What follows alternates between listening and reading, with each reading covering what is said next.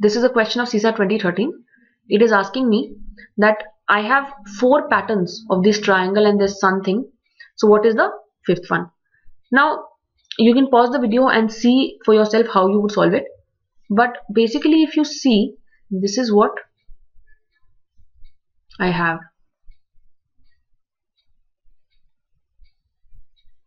So this is what I have. Now you see, let me look at the sun first. The sun is first here, then it goes. Whenever you have two symbols, you look at one symbol first and then you look at the second symbol. Don't try to look for relationships between them. There might not be any. So this is very, very important.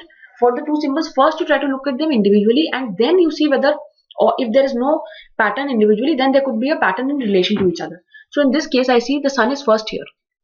Then in the second, the sun is here. In the third, the sun is here. And the fourth, the sun is here. So as you can see, the sun is moving in the middle square thing that I have here. So the sun is only moving in this. It's not going out of this square. So in the 5th one, it should logically come here. So my sun should be in this top column. So if I see, I have 3 answer choices which conform to this. Now let me look at the triangle. Now similarly, if you see, the triangle is moving, is here first, then it's going here, then in the next one it is going here. So you see, it's moving very sequentially. Now from here, obviously you expect it to go here. That is exactly what it does. So in the next one, it should go here. So this is what I should get, and this corroborates with my answer choice B, and this is the correct answer choice. This is a question which appeared in CSAT 2013. As you see, you can say I have 3 elements in this. So one is the triangle, then I have an arrow, and then I have this plus sign. Like I told you in some other problem questions also, whenever you have multiple elements, you should always make sure that you try to look for patterns of each element, because there might or might not be a relation between those elements, but they could be moving independently. So for instance, let me look at the arrow. The arrow is down, then it's up, then it's down, then it's up. So obviously in the next, I am expected to be down. So I am looking at these 3 answer choices. Now let me look at this plus sign. So forget about the shape of the triangle for the moment. Let me assume that the shape of the triangle remains the same. So earlier it's sitting up here. Then this is the first position. Then it goes somewhere here. Then it goes somewhere here. Then again it comes back here. So in the 5th one, you expect it to go here. So if you see these, so that corresponds to this. So even if I don't look at the shape of the triangle, I simply arrive at the answer that C is the right answer. So you see that, if you do it element wise by elimination technique, you might not have to look at the pattern followed by the triangle itself. So it can help you in solving the questions more quickly. This question appeared in CSAT 2013. So I'm given 4 patterns and then I'm asked what is the 5th pattern. So in all of these questions, you need to pay a lot of attention. So if you see here, this arrow here is the same as this arrow here. This element here is also the same as this element here. So what is happening to this? I'm taking the first element and then flipping it. So initially my element is like this.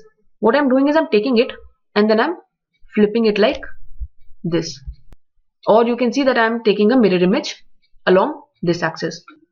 Now along with the pattern shape, I also need to see that the pattern position has changed. This was at the first position and now from here to here it is going to the 3rd position. So you see, let me just do this again. This is what I had initially. So this will remain, this will remain. I take this, flip it and put it to the 3rd position. So I do this.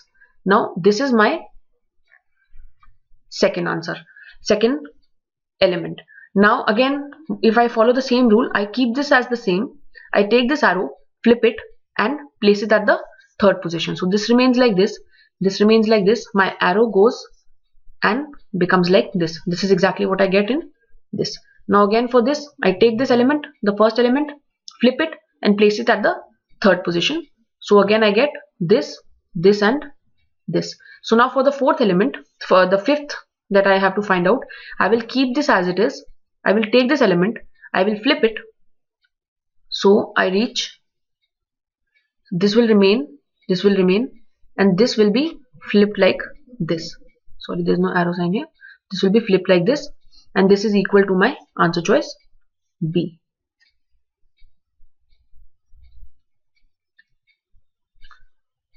Okay, in this case, this is a question which appeared in CSAT 2013. I'm given with 6 elements, and now I'm asked what is the 7th if these are following a pattern. Now, obviously, first thing you need to understand is why would they give you 6 patterns? This means 6 of these things. This means the pattern that these elements are following, it takes, like, it doesn't finish in, so there's not one pattern which is repeating. So if I have, let us say, the first, and I follow a certain pattern P and I get to second, it is my guess that it will not be the same pattern which gives me the third one. Otherwise, they should have just given me 3 and asked me the fourth one, but they're giving me 6. So it's possible so that I have one pattern which goes from 1 to 2, then probably a second pattern which goes from 2 to 3, then probably a third pattern which goes from 3 to 4, and then maybe it is repeating or something like that, so that from 4th to 5th, I'll then after that maybe follow pattern 1 again, 5th to 6th might follow pattern 2, and 6th to 7th then will follow pattern 3. So this is just my guess, let us say, even before I look at the problem in its details, because that is why they would probably give me 6 elements and then ask me the 7th. Anyways, let's try to find this out. So the first thing which is very simple is, like I told you, you look at each element separately. So look at the central element. Here I have a circle, then I have a square. Circle, square, circle, square. So fairly straightforward. This has to be a circle. So this answer choice gets eliminated. Now let me look at the arrows, because the outer circle remains the same. So initially I have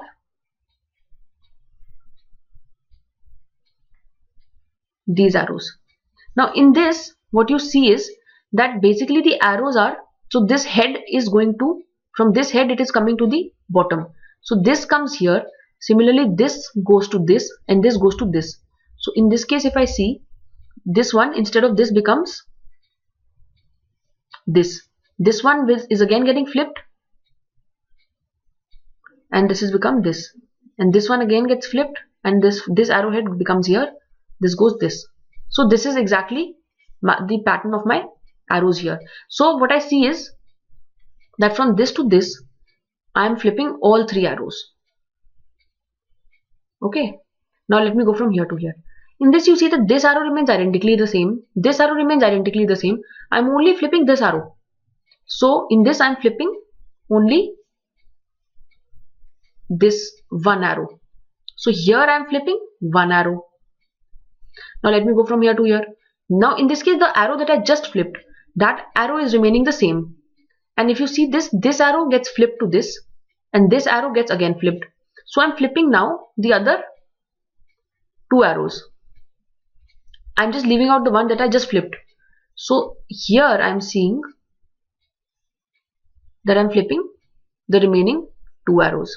So now if you see, I already see that my pattern is something like this. Here I flip all 3, then I flip 1, then I flip the remaining 2. So by this token, you would assume that here it's probably flipping all 3 again. So 3, 1, 2, 3, 1, 2, this is what it's probably following. So let's check. So now this arrow is here, so I'm flipping it to this. So this one definitely gets flipped. Here again, this is the head, it goes to this. So this one is also getting flipped. This one was pointing this way. Now I'm flipping this also. So like I said, from this to this, I have all the 3 arrows flipped. So now from here to here, again it should be 1 arrow flipped. So again you can check this. This arrow remains the same, this arrow remains the same, and this is the arrow which is being flipped. So this is similar to this case. So this is getting flipped. Now how many will you flip? Now obviously you will flip the other 2. This is the one which you just flipped. So I'm going to leave this out as it is. So if I were to draw my, this is this. Here this arrow remains as it is. This arrow gets flipped. So it's going to be like this, and this arrow also gets flipped. So it becomes like this. And if you see, this is my let us look. This is the answer choice that I finally get. This is the correct answer choice.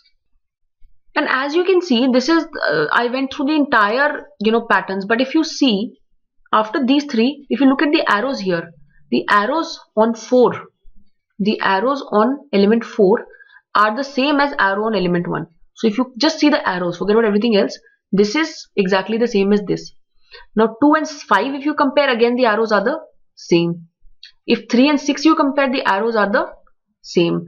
So obviously, now in this case, I will have a case where the 4th and the 7th will also be the same, and hence I just made this a little bigger. So this arrow is like this. So this is exactly the same as 4th. So this is also a quick, just a shortcut view of seeing. So if you can just notice that there is a repeating pattern, like 1 is equal to 4, 2 is equal to 5, 3 is equal to 6, and hence 4 will be equal to 7. That is also how you can solve this question.